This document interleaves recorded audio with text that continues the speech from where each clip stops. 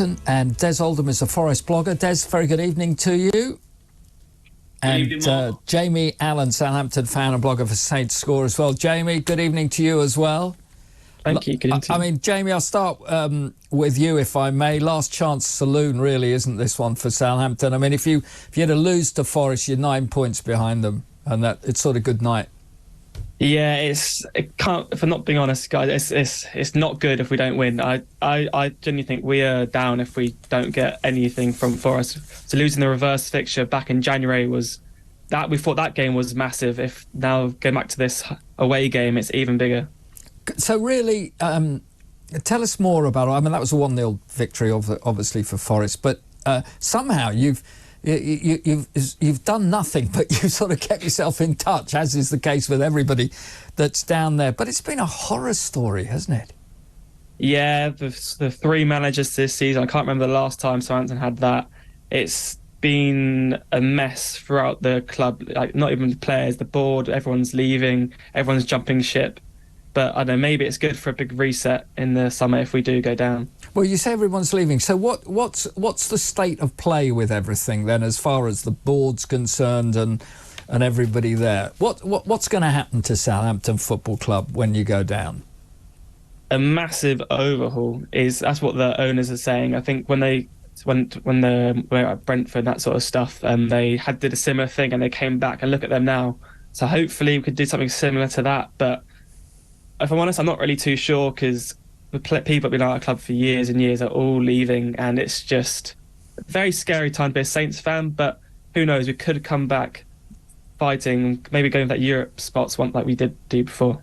And I'll come back and we'll talk more about that. For Nottingham Forest, though, it's been good. It's been decent. You still got work to do, of course, but and it's been fantastically exciting for all of us outside. We'll follow teams outside the Premier League, but Forest really got a good opportunity. This is such a good game for them next up tomorrow night. This has to be 3 points for them, and then you're on your way again. I think so, Mark. I think the game, everybody's looking forward to it. In the last couple, we picked up a bit. You know, we was really, really struggling. Before we beat Brighton, we went 11 games without a win, and it was looking inevitable. We can't get a point on the road, it seems. But we put in a good performance at Anfield. We got that 3 points against a good side in Brighton, and then we come up against Brentford, and we should have won the game. What was that like? Come on, what was that like? That's the sickener for the real fan and the shocker, isn't it? Oh, it was incredible, you know, and now I'm thinking about it, I'm still quite angry about the result. Couple of errors. For as much as Brentford dominated the game against us and we can't get points away from home, they never look like scoring. And then you'd have seen the highlights and the footage, players jumping out the way, the goalkeeper could have been at fault, and it just felt if we could have held on there coming into a game against Southampton, we could have almost sealed survival in this game. But we've got another chance against Southampton, and no disrespect, but hopefully sort of send them on the way, and that's one of the places gone, and then we've got every chance to pick up a few points from not the worst set of fixtures in the last few. No, I mean, you've got this game in hand still as well at the moment, which is absolutely crucial on the likes of Leeds now, but the rest of you are all there with the 4 games to go. I don't like to just sort of go down the list, but I do at this stage because it's very relevant. I mean, Chelsea away, who knows? The Arsenal one at home is a difficult one for you. Yeah, that's going to be tough. Of course, there's a little bit of hope if the title's all wrapped up, you never know. But then we go to Crystal Palace on the last day, yeah. And they should be saved. So you fancy your chances, if you need something in that game, of getting something. Palace and Southampton are teams we've picked up points against this season. Chelsea as well, we took a draw at home. So it just feels like we've got hope again. If I'm really honest, Mark, most of the season I probably thought we was going down, even as a staunch fan. And right now it just feels like I'm starting to feel like we're going to stay up. There's other teams in free fall, and you look at their fixtures. Everton have got Brighton and Manchester City, and Leeds have got Newcastle to come, and they've sort of going to want to bounce back after today's defeat. So it feels like this Southampton game is the real sort of, it's the real 6-pointer, as we all know, but it's a big one, and it's going to almost define the rest of the season. I also think it's really important for the East Midlands. Yeah, Leicester struggling. Of course, Derby didn't get in the playoffs today, which I'm not too disappointed about. But, well, I am disappointed because I'm a Cambridge fan, and it's Peterborough United who are in the playoffs instead. I mean, great effort by Ferguson and his men at London Road today. And we're talking about that game a little later on. But this is where it is, isn't it? At the moment, it's important. I think Steve's done such a good job as well. Oh, yeah, as every time I come on and speak to you, I can't speak highly enough of Steve Cooper. I think without him, we would have been relegated a long time ago in a worse position than Southampton. But somehow he's managed to put teams out on the pitch that have struggled at times, but somehow, like I say, of late, they've kept themselves in games. They're battling hard. The result at Anfield was a tough one to take, and that's kind of turned things around just a little bit. There was a worry of a lack of fight in a few games before that. We went to Aston Villa a few weeks ago, and they was on the beach, and it looked like we'd given up. And then all of a sudden, he just found that little bit of something. And that's what always happens. Forest have had a few moments in the season, sort of Leicester when we got beat 4-0 away. And then they turned it around in the Southampton game down at St Mary's. When we got that 3 points on the road, it sent us on a little bit of a run, which is giving us a chance right now. I think for both of you, and I'll come to Southampton first of all here, Jamie, is that when you go down as such at the moment with the 3 or 4 quality players that you've got, the Ward Prowses of this world, of course, this is always the other half of it, isn't it? That, they're not going to be around probably. Yeah, I think we're going to see our main players like Prowse, Lavia, even Walker Peters leave. However, I think I'd try to look on the brighter side of it. The fact that they'll bring in, even though it's just those 3 players plus Bella Kotchap, bring like 100 million minimum just for those 4 players alone. So we'll have a massive war chest to fight back up there. That's why I'm kind of hoping that the Leicester and Everton don't go down. So we have the bigger budget to fight back up again. You've got to have the right people dealing with that budget, haven't you? That's the toughest part, because on the Saints score we're talking about the fact that it's all good having this money, but it's more of the point of having a board and a team dealing those transfers that have the experience and know how to fight back to get back in the Premier League. Yeah, and you have to act quite quickly, because the other thing, of course, trying to be cute with all of this when, as you've mentioned there, though there are going to be agents and others knowing that if you go down, you're going to have to flog 3 or 4 possibly of the big boys. They're not going to want to stay anyway, and that ups the price. I mean, all of this sort of work should be being done all the time, and I'm not quite sure that Southampton have really had their finger on the pulse when it's come to all of this.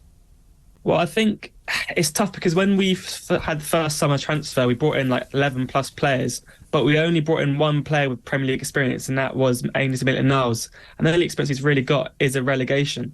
I am a massive fan of him, but we know we didn't bring in any Premier League experience. We just brought in youth and gambled on it, and unfortunately it's not worked out. And as far as you're concerned at Forest then, what do you think, Steve Cooper, if you should stay up? What do you feel as fans, first of all, you now need? I feel that we need to trim the squad back down. Steve Cooper said when he came in the Championship, he likes to work with 20 players. And of course, we signed all of those players. I think some of them were sort of bordering on panic buys at times to fill positions to bring the squad up to a level. So we need to trim it down. He needs to figure out who he wants to keep, perhaps add 3 or 4 players. We really need players in the midfield. Yeah. I think that's where Forest have struggled, and that's where they're getting overrun in Premier League football matches. So I think they need to do some work in there, but it's a case of letting some of these players go, looking at it again, 1 or 2, and I think we'd push on. We'd be a better side for it, perhaps take Henderson on loan, full-time for Manchester United, and then you all of a sudden you're looking forward. It was always going to be this season a case of, can we stay there? But if we can stay there after the way it's been at times, after as bad as it seems, I think we've got every opportunity, if we do stay in, that we're going to start looking up the table and pushing on in the future. And have you got enough about you to hang on to perhaps one or two of the younger players that have shown what they can do this season, and the others will be sniffing around? I think definitely if we stay up, Morgan Gibbs-White is a fantastic footballer. Brennan Johnson has been scoring the goals for us in it, and we all love him to bits. He's a local lad. I think that means a lot to him as well and his family. So if we're in the Premier League, I think we've got every opportunity. Every player that comes to Forest falls in love with the place. Morgan Gibbs-White seems to have done it to some degree. The atmosphere, the way the fans have got behind the manager and the players in the last couple of years, it's a fantastic place to be, even with some of the negative stuff that's happened this season. So I think if we stay up, definitely those guys will stick around. And someone like Gibbs-White, I think Steve Cooper wants to build the team around him eventually. And there's been talk one or two times of him playing for England this season, or been on Gareth Southgate's radar. So I think if we can do that, and like I say, start filling out that midfield and stronger players in a couple of positions, I think we've got every opportunity to hold on to them as well. Let's talk a little bit about wishes for next season, away from players, but with some of the nonsense that's gone on this season. Jamie, I'll come to you first, if I may. If Southampton were to go down, they'll feel it'll be a very different style these days. Still a crunch here and there, and a physical battle that's lots given. That's all very much part still of the EFL. Whereas I think some of the nonsense we've seen this season, some of the cheating that's been going on from some of these Premier League players, faking injury in particular for me, and of course just never ever putting on enough time. I'm asking everybody what they think, and what solutions first of all would you have for the time wasting? That's the problem, is you can't necessarily fake an injury. You can't necessarily tell if it's a fake injury straight away from just using VAR, and that's the massive issue about it. I think, as I said, it's hard to say, like, grow up, but it's just a bit pathetic, really. It is. They're grown-ups, and it's like you want to play a game of football. That's every kid's dream, to be on that pitch, and it's just they're there messing around. It's not a good look for the Premier League, but it'd be refreshing to be in the crunching of the Championship, maybe new start, but it'd be nice to get away from all that nonsense. I think that one of the problems we're going to have, Jamie, is that I don't think we will get away from that nonsense if it's left to the players and the bosses and what have you, because they're not going to change.